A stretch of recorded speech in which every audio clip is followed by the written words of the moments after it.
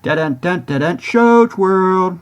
Welcome to Shows World Gamers, Josh here, and as this week draws to a close, I wanted to take a moment to look at this week's new game releases, some gaming announcements, and a few news stories. If this is your first time on the channel, make sure you hit that subscribe button to join in on the fun. Alright gamers, as always we will start off with this week's new game releases. And the Chant was released this week on the PlayStation 5, the PC, and the Xbox Series systems. The game is a single-player, third-person survival horror game that takes place on a remote island during a spiritual retreat. If you are a fan of survivor horror games, I definitely suggest giving this one a shot because I've heard some really good things about it. Next up, WRC Generations was released on the PlayStation, the PC, and Xbox. This rally racing game from French developer Clayton is the official licensed game of the 2022 World Rally Championship, and it does include 21 different rallies and 165 stages to test your rally racing skills on. Harvestella is a life simulation role-playing video game developed by Square Enix for the PC as well as the Nintendo Switch. The game has a more realistic Final Fantasy look to the character models and the world. Unlike the more cartoony Animal Crossing style most games in the genre use, now, The Legend of Tian Ding is a side-scrolling action beat-em-up style game with a comic-inspired hand-drawn style that I personally really liked.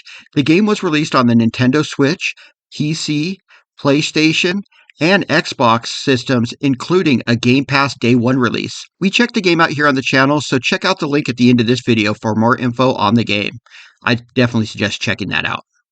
Lastly, Ghost Song released this week on the PlayStation, the PC, the Nintendo Switch, and the Xbox, including a Day 1 release on Game Pass. Now, we checked out this Metroidvania-style indie game on the channel also, so I will link that video at the end of this one, so you can definitely check out that game. Next up, let's take a look at a few gaming announcements. Now, in our biggest and one of the most discussed announcements this week, Sony finally announced the price for the PlayStation VR 2. The device will be available on February 22nd of 2023 for the retail price of $549.99. Or if you get the bundle with the Horizon The Call of the Mountain VR game, it will be $599.99. The price has been criticized as you do still need the PS5 hardware to play it. And it's actually more expensive than the PS5 hardware. Now, with the announcement of the price for the PlayStation VR 2, we also got a bunch of announcements for games that will be coming to the new device. We got VR versions of games like Hello Neighbor, Search and Destroy, Cities VR, and Crossfire Sierra Squad. And some original concepts like Cosmonious High and Tentacular, as well as some good-looking shooters like the Light Brigade Pistol Whip, and After the Fall that looked really good. The two highlighted games for me where I really got excited for was a game called Zenith The Last City, and the most impressive looking game was the Dark Pictures Switchback game.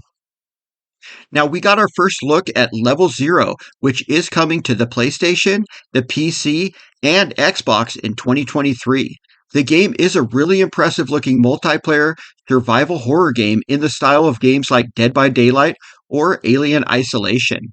In this game, a group of scientists battle monsters using light as they try to repair the electrical system of the futuristic looking backdrops.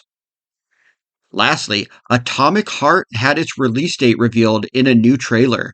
The game will release on the PlayStation systems, PC, and Xbox, including getting a Game Pass Day 1 release on February 21st of 2023. The game is being called a first-person action RPG style game, and I will definitely be checking this game out early next year, so definitely stay tuned for that one. It's looking pretty good. Alright gamers, let's start off with a few news stories from this week in gaming. Now we're going to start with some Witcher news. Now, the Netflix series specifically, some huge news broke as Henry Cavill revealed that the third season, which is expected to release in 2023, will be his final season depicting Geralt. Liam Hemsworth will be taking over the role in the fourth season and going forward. Personally, I really enjoyed Cavill in this role, but am optimistic that Hemsworth will be a good Geralt also. Now, in an interesting news story coming from Square Enix, they discussed a shift coming from the company to a more global direction. In the past, Japanese market was their main focus and other worldwide regions came after, meaning many games would be released in Japan first, then moved elsewhere after, or we might not get those games at all. They might just stay in Japan. Now, Square Enix explained with the cost of game development, this will be changing, so we can expect less exclusives in Japan and more global releases. I'm rooting for Dragon Quest X to finally come to the US. That would be great. I'd love to play that game. I've been waiting forever. Now, we also got word for sales of the newest Call of Duty game, as Call of Duty Modern Warfare 2 is the fastest selling Call of Duty game ever, as it has surpassed over $800 million in sales in its opening weekend, which did surpass the 2011 Call of Duty Modern Warfare 3. Also, Sony announced the launch of the PlayStation version of the game is the biggest launch of any game on the PlayStation Store ever. Now, the release date for the highly anticipated first season of the hit PlayStation game series The Last of Us's HBO television series was finally given a release date, and it's a lot sooner than we expected. The series is scheduled to premiere on January 15th of 2023, and the first season will consist of 10 episodes. They also stated that while the first season will be based on the first The Last of Us game, some of the episodes will feature events that deviate greatly from the game. I'm really looking forward to this series and can't wait till it's released early next year.